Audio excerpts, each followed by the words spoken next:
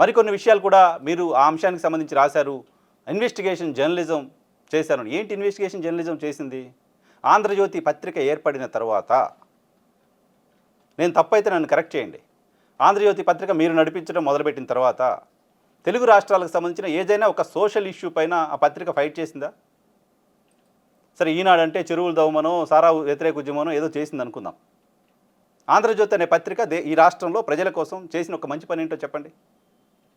చిన్నపిల్లల గుండె ఆపరేషన్లకు సంబంధించి డబ్బులు వసూలు చేస్తే దానిపైన ఎంత వివాదమైందో చూసాం. దాంట్లో మీరు తప్పు చేశారా లేదా వేరే విషయం. మీరు చేసిన ఒక్క పని ఎంత వివాదమైందో చూసాం. వ్యక్తుల టార్గెట్గా వ్యక్తుల వ్యక్తిత్వ హననాలు చేయటం తప్ప మీరు చేసింది ఏంటి? తెలుగు రాష్ట్రాల్లో విచారణలు, ప్రధానంగా తెలంగాణకు సంబంధించి విచారణ చేయడంలో ప్రభుత్వాలు తాత్సారం చేస్తున్నాయంట. ఇమీడియట్గా కేసీఆర్ని, కేటీఆర్ని, హరీష్ రావుని అందరినీ జైల్లో వేసేయాలి. ఈయన బాధ.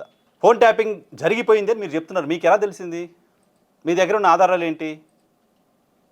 జరిగితే కూడా లోపలేయకుండా ఇంకా అట్లే ఉంచుతున్నారు అని చెప్తున్నారు. మీ దగ్గర ఉన్న ఆధారాలు ఏంటి? వివేకానంద రెడ్డి హత్య గురించి 5 సంవత్సరాలుగా రాసిందే రాసి అయిపోయింది, జగనే చంపేశాడు అని రాశారు. ఏమైంది? సుప్రీంకోర్టు ఏం చెప్పింది? సిబిఐ ఏం చెప్పింది?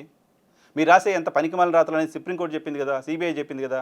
జగన్మోహన్ రెడ్డి అనుకోకు సంబంధమే లేదు, వాళ్ళపైన విచారణ కూడా చేయాల్సిన అవసరం లేదని సిబిఐ కోర్టు చెప్పింది కదా. మరి మీరు 5 సంవత్సరాలుగా రాసిన కట్టుకథలు అవన్నీ అబద్ధాలే కదా. ఎక్కడుంది విశ్వసనీయత?